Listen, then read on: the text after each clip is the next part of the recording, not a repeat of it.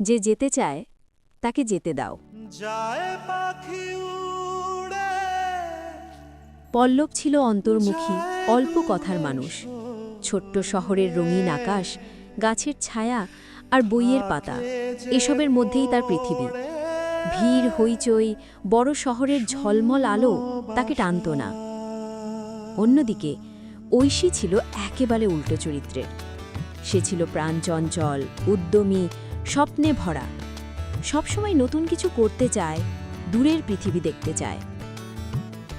তাদের প্রথম দেখা হয়েছিল কলেজে, সাংস্কৃতিক অনুষ্ঠানে। ঐশী গান গাইছিল, আর ভিড়ের মাঝখানে দাঁড়িয়ে পল্লব প্রথমবার তার হাসি দেখেছিল। সেই হাসিতে যেন এক অদ্ভুত আলো, যা পল্লবের শান্ত জীবনে এক ঝড় এনে দিল। দিন দিন তাদের মধ্যে বন্ধুত্ব গড়ে উঠল। ঐশীর খোলা মন, হাসি আর স্বপ্নের গল্পে পল্লব নিজের নিঃশব্দ পৃথিবীতে নতুন রং খুঁজে পেল। তাদের সম্পর্ক একসময় প্রেমে রূপ নিল, কিন্তু সুখ যেন বেশি দিন টিকল না। কলেজ শেষ হবার পর ঐশী বলল, পল্লব, আমি বড় শহরে যেতে চাই। আমার ভেতরে এত স্বপ্ন, এত আশা, এখানে থেকে সেটা পূরণ হবে না। পল্লব চুপ করে শুনছিল। তার মন চাইছিল ঐশী যেন থাকে তাদের শহরে, তাদের চেনা রাস্তায়, পরিচিত আকাশের নিচে। কিন্তু সে জানত যে স্বপ্নের ডাককে চেপে রাখা যায় না, সেখানে জোর করলে তা কেবল কষ্ট বয়ে আনে।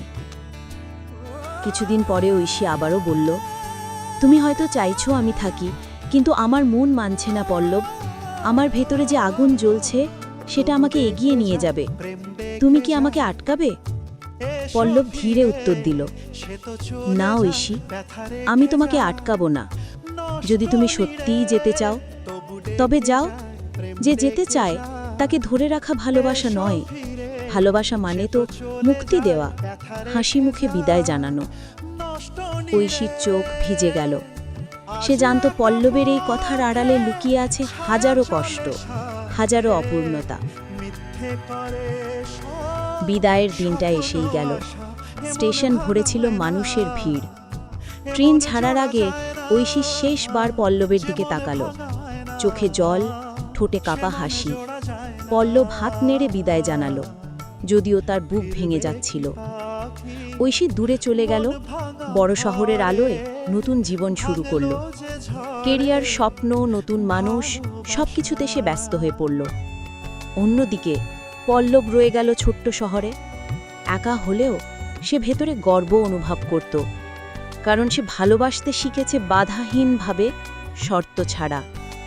তার মনে হতো, যে যেতে চায় তাকে যেতে দাও। যদি সে সত্যিই আমার হয়, একদিন ফিরে আসবে। আর যদি না আসে, তবুও সে যেন সুখে থাকে। এটাই আমার জয়। বছর কয়েক পরে ঐশী একবার শহরে ফিরল। তখন দুজনের পথ আলাদা হয়ে গেছে, জীবন ভিন্ন দিকে মোড় নিয়েছে। কিন্তু যখন তাদের চোখে চোখ পড়ল, দুজনেই বুঝল ভালোবাসা এখনো আছে, যদিও তার দখল নয়, শুধু স্মৃতি।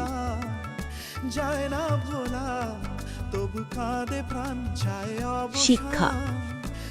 জীবনে প্রিয় মানুষকে আঁকড়ে ধরে রাখতে গিয়ে অনেক সময় আমরা তাদের ভেতরের স্বপ্নগুলোকে ভেঙে ফেলি।